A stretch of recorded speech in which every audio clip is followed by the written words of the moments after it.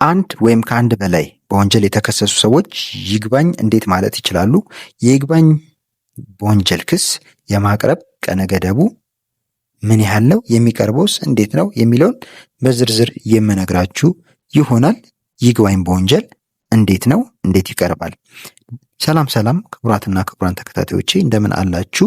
እኔ በጣም ደህና ነኝ። በዛሬው ፕሮግራሜ ስለ ይግባኝ አቀራረብ በወንጀል የተከሰሱ ሰዎች ከተፈረደባቸው በኋላ ወይም በውሳኔው ቅር ከተሰኙ በኋላ ይግባኝ እንዴት ያቀርባሉ? የይግባኝ ማቅረቢያው ጊዜ ምን ያህል ነው? ይግባኝ ለማቅረብ የተሰጣችሁ ጊዜ ካለፈ በኋላ የይግባኝ አቀራረቡ ስርዓት ምን ይመስላል የሚለውን በዝርዝር የምነግራችሁ ይሆናል ማለት ነው። ለዚህ ቻናል አዲስ የሆናችሁ ቻናሉ ላይክ፣ ሼር፣ ሰብስክራይብ በማድረግ አብራችሁኝ እንድትቆዩ በታላቅ አክብሮትና ትህትና ጠይቃለሁ። ቀጥታ ወደ ዛሬው ፕሮግራም ይገባል።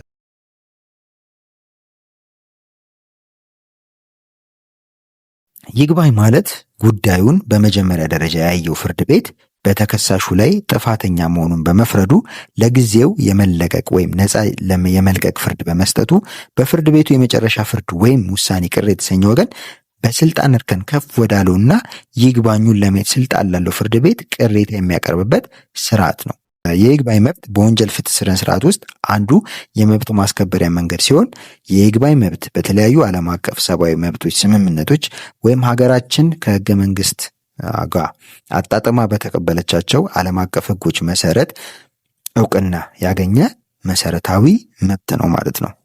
የህገ መንግስቱ አንቀጽ 20 ንዑስ አንቀጽ 6 መሰረት የተከሰሱ ሰዎች ክርክሩ በሚታይበት ፍርድ ቤት በተሰጣቸው ትዕዛዝ ወይም ፍርድ ላይ ስልጣን ላለው ፍርድ ቤት ይግባኝ የማቅረብ መብት አላቸው ይላል። በተጨማሪም የወንጀል ፍትህ ፖሊሲው ማንኛውም ሰው በወንጀል ከተከሰሰበት ጉዳይ ፍርድ ቤት በሰጠው ፍርድ የህግ ወይም የፍሬ ነገር ስህተት አለ ብሎ ካመነ ቅሬታውን በህግ ተለይቶ በተቀመጠው ጊዜ ገደብ ውስጥ በይግባኝ ለማየት ስልጣን ላለው ፍርድ ቤት የማቅረብ እንደሚችል ያስቀምጣል ማለት ነው።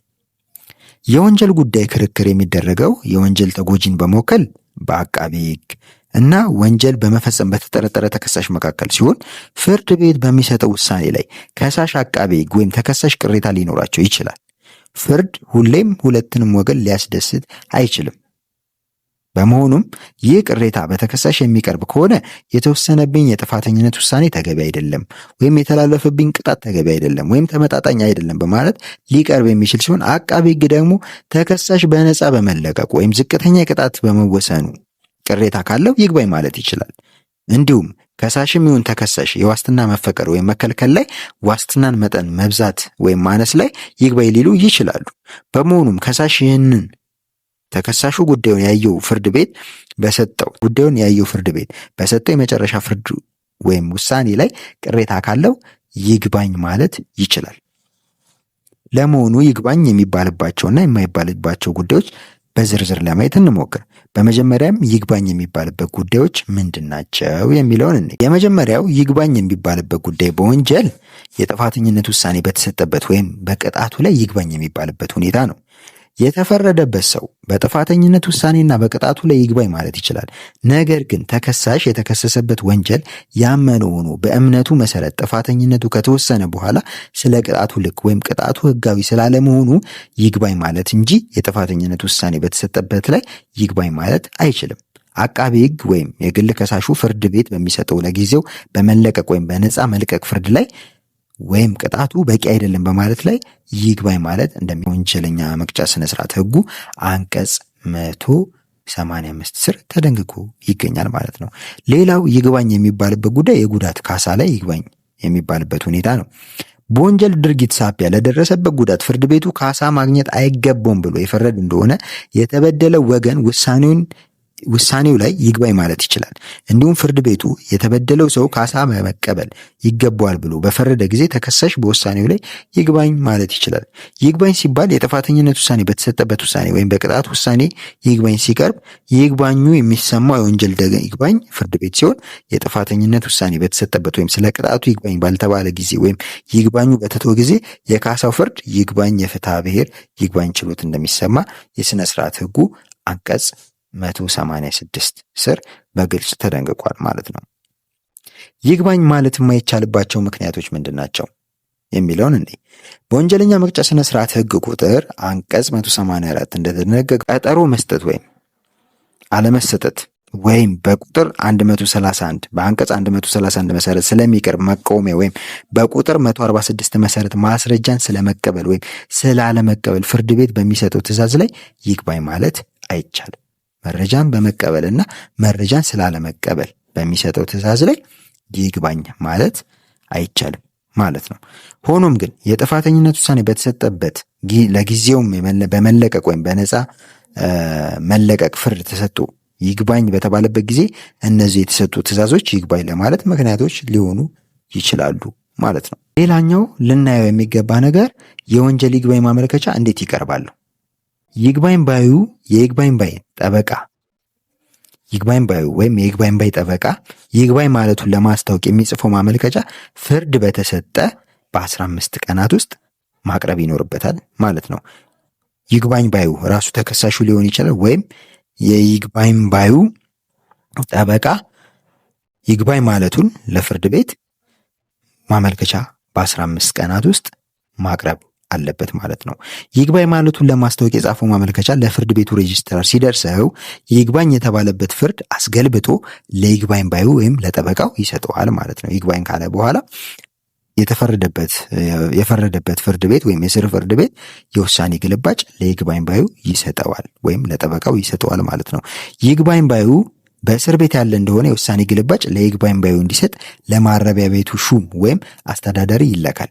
ይግባኝ ባዩም የፍርድ ግልባጭ በደረሰው በ30 ቀናት ውስጥ ፍርዱን ለሰጠው ፍርድ ቤት መዝገብ ቤት ማቅረብ እንዳለበት የሥነ ሥርዓት ሕጉ አንቀጽ 187 ንዑስ አንቀጽ 2 ይደነግጋል ማለት ነው። የወንጀለኛ ሥነ ሥርዓት ሕጉ አንቀጽ 187 ንዑስ አንቀጽ 2 ይደነግጋል። በመጨረሻም ይግባኝ ሰሚው ፍርድ ቤት ይግባኙን ከተቀበለ መልስ ሰጪ የቀረበው ይግባኝ ተረድቶ መልስ መስጠት እንዲችል የይግባኝ ማመልከቻ ግልባጭ ለመልስ ሰጪው እንዲደርሰው ያደርጋል ማለት ነው። በመሆኑም ይግባኝ ባይ የውሳኔ ግልባጭ በደረሰው በ30 ቀናት ውስጥ ይግባኙን ስልጣን ላለው ፍርድ ቤት ማቅረብ አለበት ማለት ነው። ልብ ሊባል የሚገባው የይግባኝ ማመልከቻ ሊቀርብ የሚገባው በ30 አጠቃላይ ቀናት ውስጥ ነው ማለት ነው። በ30 ቀናት ውስጥ የይግባኝ ተጠናቆ መቅረብ ይኖርበታል ማለት ነው። የይግባኝ ማመልከቻ ይዘቱ ምን ይመስላል፣ እንዲሁም ለይግባኝ ፍርድ ቤት የሚላኩ መረጃዎች ምን ናቸው የሚለው ሲታይ የይግባኝ ማመልከቻ ይግባኝ በተባለበት ፍርድ ላይ ያሉትን እና እንዲታረሙለት የሚፈልጋቸውን ዋና ዋና የቅሬታ ነጥቦች ለይቶ በክርክር መልክ ሳይተች በዝርዝር ማቅረብ ያለበት ሲሆን ከይግባኝ ማመልከቻው ጋር ይግባኝ የተባለበትን ፍርድ ግልባጭ ማቅረብ አለበት። ይግባኝ የተባለበት ፍርድ የተሰጠው ፍርድ ቤት የይግባኝ ማመልከቻ እንደደረሰው 15 ቀን ባልበለጠ ጊዜ ውስጥ የመዝገቡን ግልባጭ የይግባኝ መዝገብ ይግባኝ ላለው ሲል ያስታወቀበትንም ከይግባኙ ማመልከቻ ጋር መረጃዎችን ጭምር ለይግባኝ ሰሚ ፍርድ ቤት መላክ አለበት ማለት ነው። የመዝገቡ መገልበጥ የነገሩን በይግባኝ መታየት የሚያግዘው ሲሆን የይግባኝ ሰሚ ፍርድ ቤት የመዝገቡን መገልበጥ እንዲቀርብ በማድረግ ዋናውን መዝገብ በትውሰት እንዲቀርብለት ለማድረግ ይችላል ማለት ነው። በወንጀል የተፈረደበት ሰው ወይም የሚመለከተው ሰው ይግባኝ ለማቅረብ የይግባኝ ጊዜ ካለፈበት የሚለው ጉዳይ ሊታይ ይገባል። አንድ በወንጀሉ ክስ ውስጥ ያለበት ወይም በወንጀሉ ጉዳይ ይመለከተኛል፣ ውሳኔው ጎድቶኛል የሚል ተከሳሽ ወይም ከሳሽ ጊዜው ካለፈ በኋላ ይግባኝ እንዴት ያቀርባል የሚለው ሲታይ ይግባኙን ማስታወቂያ ወይም ማመልከቻው ጊዜ ካለፈ በኋላ በመቅረቡ ምክንያት አልቀበልም ያለ እንደሆነ ይግባኝ ባዩ የይግባኙ ጊዜ ካለፈ በኋላ ይግባኙን ለማቅረብ እንዲፈቀድለት ማመልከቻውን በጽሁፍ ለይግባኝ ሰሚው ፍርድ ቤት ጊዜው አልፎብኛል ነገር ግን እንዳቀርብ ይፈቀድልኝ ሲል ማመልከቻውን ለይግባኝ ሰሚው ፍርድ ቤት ሊያቀርብ ይችላል ወይም እንዲያቀርብ ይደረጋል ማለት ነው። በመሆኑም የይግባኙ ጊዜ ማለፉን የሚያውቀው ይግባኝ ባይ አስቀድሞ ይግባኙን ሲያቀርብ ጊዜው ካለፈ በኋላ ይግባኝ እንዲፈቀድለት ማመልከቻውን ከይግባኙ ጋር ቢያቀርብ የተሻለ ጉዳዩን በፍጥነት እንዲጨርስ ይረዳዋል ማለት ነው።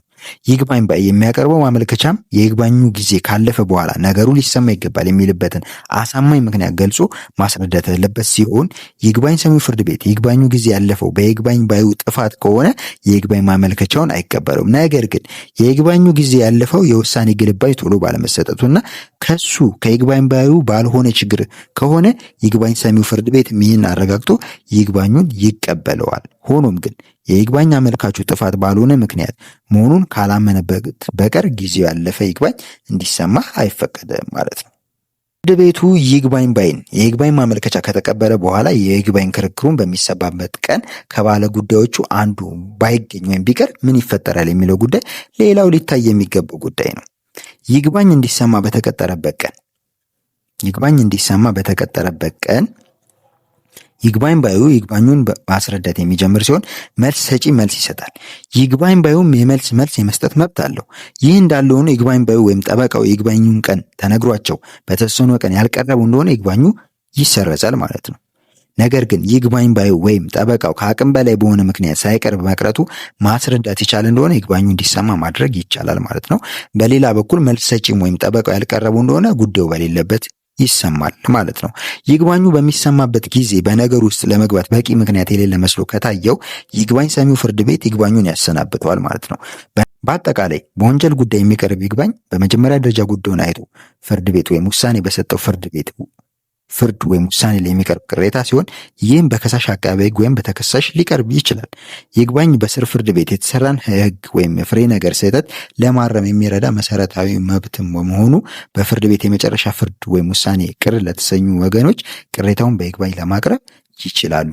በወንጀልም በፍትሐ ብሔርም ማለት ነው። ለዛሬ ያስኩላችሁ ፕሮግራም ይህንን ይመስላል። በቀጣይ ሌላ መሰረታዊ የሕግ ፕሮግራም እስከምንገናኝ መልካም ጊዜ፣ ቸርን ሰንብት።